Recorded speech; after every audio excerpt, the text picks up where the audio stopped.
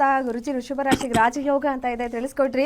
ಮುಂದಿನ ರಾಶಿ ಮಿಥುನ ರಾಶಿ ಹೇಗಿದೆ? ಮಿಥುನ ರಾಶಿ ಅವ್ರಿಗೆ ನೋಡಿ, ಮಿಥುನ ರಾಶಿಗೆ ಈ ಒಂದು ತಿಂಗಳು ತುಂಬ ನರಕವನ್ನು ಅನುಭವಿಸ್ತಾರೆ. ತುಂಬ ಆಘಾತಗಳಾಗುತ್ತೆ, ಆಕ್ಸಿಡೆಂಟು ಅಪಘಾತಗಳಾಗುತ್ತೆ, ಮತ್ತು ನಷ್ಟವನ್ನು ಅನುಭವಿಸ್ಬೇಕಾಗತ್ತೆ, ಮತ್ತು ಕಳ್ತನಗಳಾಗುತ್ತೆ, ಮತ್ತು ನಿಮಗೆ ಅವಮರ್ಯಾದೆ ಆಗುತ್ತೆ.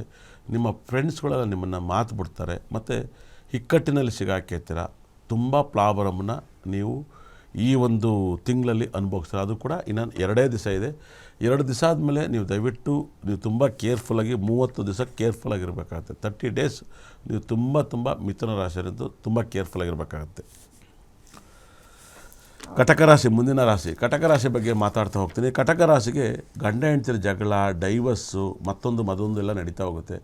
ಯಾಕಂದರೆ ಗುರು ವ್ಯಯಸ್ಥಾನದಲ್ಲಿರ್ತಾನೆ, ಸಪ್ತಮದಲ್ಲಿ ತುಂಬ ಗ್ರಹಗಳಿರ್ತವೆ. ಮತ್ತು ಕಟಕ ರಾಶಿಯರಿಗೆ ಲವ್ ಮ್ಯಾರೇಜ್ ತುಂಬ ಜಾಸ್ತಿ ಆಗುತ್ತೆ, ಮತ್ತು ಬ್ರೇಕಪ್ ತುಂಬ ಜಾಸ್ತಿ ಆಗುತ್ತೆ. ಸಪ್ತಮದಲ್ಲಿ ಇಷ್ಟೊಂದು ಗ್ರಹಗಳಿದ್ರೆ ತುಂಬ ಜನ ಸಣ್ಣ ಪುಟ್ಟದ ಜಗಳಗಳು, ಗಂಡ ಹೆಂಡತಿ ಜಗಳಗಳು, ಫ್ರೆಂಡ್ಶಿಪ್ ಜಗಳನೂ ಕೂಡ ಬ್ರೇಕಪ್ ಆಗುತ್ತೆ. ಬರೀ ಇಲ್ಲಿ ಗಂಡ ಹೆಂಡತಿ ಜಗಳ ಒಂದೇ ಅಲ್ಲ, ಬ್ರೇಕಪ್ ಜಗಳಗಳು ತುಂಬ ಸಾಕಷ್ಟು ಬ್ರೇಕಪ್ ಜಗಳಗಳಾಗುತ್ತೆ.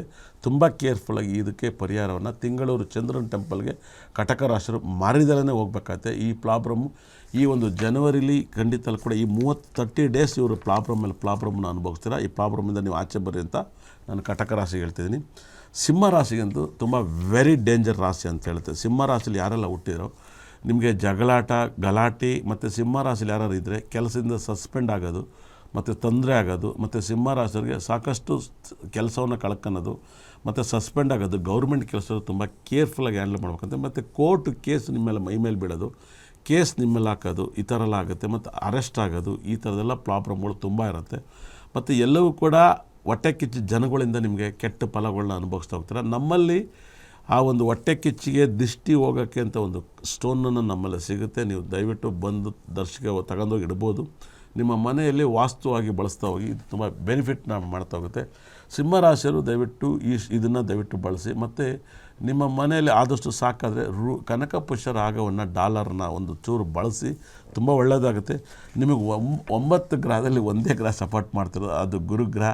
ನೀವು ಗುರುನ ಅತಿ ಹೆಚ್ಚು ಪ್ರಾರ್ಥನೆ ಮಾಡಿ. ನಿಮ್ಮ ರೂಮಲ್ಲಿ ಆಲಂಗುಡಿ ಗುರು ಟೆಂಪಲ್ದು ಒಂದು ಫೋಟೋ ಇಟ್ಟು ಪೂಜೆ ಮಾಡಿ. ಸಿಂಹರಾಶಿಗೆ ಸಾಕಷ್ಟು ಪ್ರಾಬ್ಲಮ್ಮು, ಹಿಂಸೆಗಳು, ಸಾಕಷ್ಟು ಕಷ್ಟಗಳು ಬರುತ್ತೆ. ಮತ್ತು ಕನ್ಯಾ ರಾಶಿಗೆ ಸಾಕಷ್ಟು ಜನಕ್ಕೆ ಜಾಬ್ ಸಿಗುತ್ತೆ, ಮತ್ತು ಜಾಬು ಕೂಡ ಸಿಗುತ್ತೆ, ಮಕ್ಕಳಾಗುತ್ತೆ, ಮಕ್ಕಳ ಮೇಲೆ ತುಂಬ ಪ್ರೀತಿ ಆಗುತ್ತೆ. ಮತ್ತು ಕನ್ಯಾ ರಾಶಿಯವರಿಗೆ ಈ ತಿಂಗಳಲ್ಲಿ ನಿಮಗೆ ಅಷ್ಟ ಐಶ್ವರ್ಯನೂ ಕೂಡ ಕೊಡ್ತಾ ಹೋಗ್ತಾನೆ ದೇವರು. ಕನ್ಯಾ ರಾಶಿಯವರಿಗೆ ಮಕ್ಕಳಿಂದ ಲಾಭ, ಕೆಲಸದಿಂದ ಲಾಭ, ಮತ್ತು ವೃತ್ತಿಯಲ್ಲಿ ಲಾಭವನ್ನು ಕಾಣ್ತೀರ ಅಂತ ಹೇಳುತ್ತೆ. ತುಂಬ ಲಾಭವನ್ನು ಕನ್ಯಾ ರಾಶಿಯವರು ತುಂಬ ಲಾಭವನ್ನು ನೋಡ್ತೀರ. ವೃತ್ತಿ ಲಾಭವನ್ನು ತುಂಬ ಜಾಸ್ತಿ ಇರುತ್ತೆ. ಮತ್ತು ಶೇರ್ ಮಾರ್ಕೆಟಲ್ಲಿ ಹಣವನ್ನು ಗಳಿಸ್ತೀರ, ಮತ್ತು ದುಡ್ಡನ್ನ ಹೂಡಿಕೆಯಲ್ಲಿ ತುಂಬ ಲಾಭವನ್ನು ಕಾಣ್ತೀರ ಅಂತ ಹೇಳುತ್ತೆ. ತುಂಬ ದುಡ್ಡು ಹೂಡಿಕೆಯಲ್ಲಿ ಲಾಭವನ್ನು ಕಾಣುತ್ತೆ. ಯಾಕಂದರೆ ಸಪ್ತಮದಲ್ಲಿ ಶನಿ ಗ್ರಹ ಸ್ವಲ್ಪ ಸ್ಲೋವಾಗಿ ಬದುಕಿದ್ರೆ ತುಂಬ ಸಖತ್ತಾಗಿರುತ್ತೆ.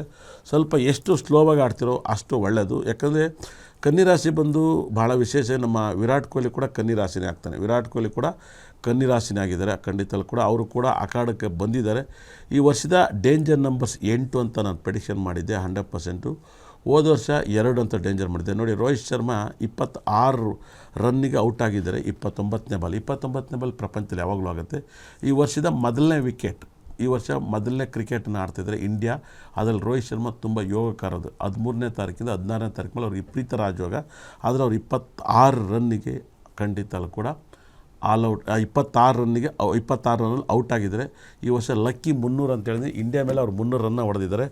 ಒಂದು ಕನ್ಯಾ ರಾಶಿ ವಿರಾಟ್ ಕೊಹ್ಲಿಗೆ ತುಂಬ ಒಳ್ಳೆಯ ಟೈಮ್ ಸ್ಟಾರ್ಟ್ ಆಗುತ್ತೆ, ತುಂಬ ಅದ್ಭುತ ಆಗುತ್ತೆ. ವಿರಾಟ್ ಕೊಹ್ಲಿ ಆಗಿರ್ಬೋದು, ರೋಹಿತ್ ಶರ್ಮಾ ಆಗಿರ್ಬೋದು. ವಿರಾಟ್ ಕೊಹ್ಲಿ ಫೋಟೋ ಕೂಡ ಕನ್ಯಾ ರಾಶಿನೇ ಆಗುತ್ತೆ.